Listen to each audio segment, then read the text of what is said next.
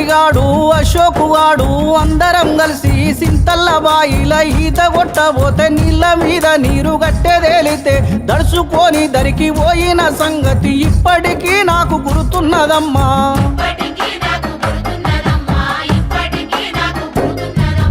ఎట్లున్నవే నా పల్లె నువ్వు ఎట్లున్నవే నా తల్లి,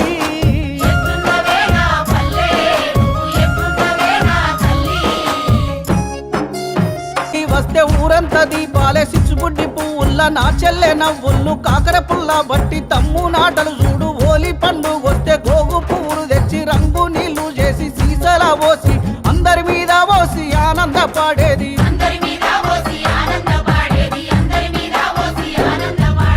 ఎట్లున్నవే నా పల్లె నువ్వు ఎట్లున్నవే నా తల్లి,